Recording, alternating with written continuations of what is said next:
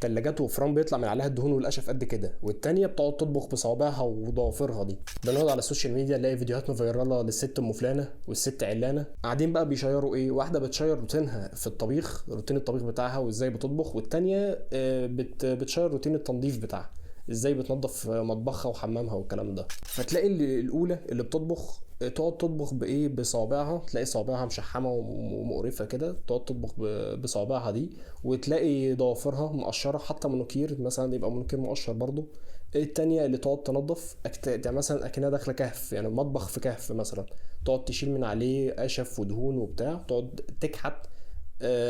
فده بيبقى شيء صعب جدا ان انت مثلا تتفرج عليه. فلو انا مثلا واحد جاي من بنجلاديش مثلا وما اتعاملتش قبل كده مع مصريين، انا بمجرد ما بشوف حاجه زي كده خلاص انتوا خدت انطباع عنكم انتوا ناس ما تتعاشرش. وفي ناس كده، في ناس يعني مثلا مهمله ومقرفه كده، ده ايه ده يعني؟ مثلا انتوا بتطبخوا طبخوا كده، وهل ده مطبخكم؟ يعني ده الطبيعي بتاعكم ان انتوا عايشين كده؟ ده بوتاجازكم وده تلاجتكم؟ انتوا بتعملوا كل ده ليه يعني؟ علشان ايه؟ تاخدي دعم يعني وفلوس؟ يعني مثلا انا ما اعرفش اي بني ادم لو حد مثلا هو بالقذاره دي او بيطبخ بالمنظر المقرف ده، لو حد جه قال له مثلا خد فلوس وهدعمك وكده وتطلع توريني، لا هيتكسف يعني مثلا، لا دي تبقى فلوس حرام. انتوا بتعملوا كده مثلا يعني بداتوا الموضوع ده، هل انتوا مثلا ممولين يعني؟ ده حاجه صعبه قوي. لا بجد احنا نعرف ناس ماشيين بقوت يومهم، يعني مثلا لو قاعدين في كهف، الكهف ده هيبقى على سنجة 10، هيبقى بيلمع كده اهو. الشعب المصري فيه نسبه كبيره على الله، وما عمرنا ما دخلنا بيت حد لقيناه بالمنظر البشع ده انتوا اكيد ده فيه تمويل، انا 100%. انتوا عارفين مثلا لو انا مسؤول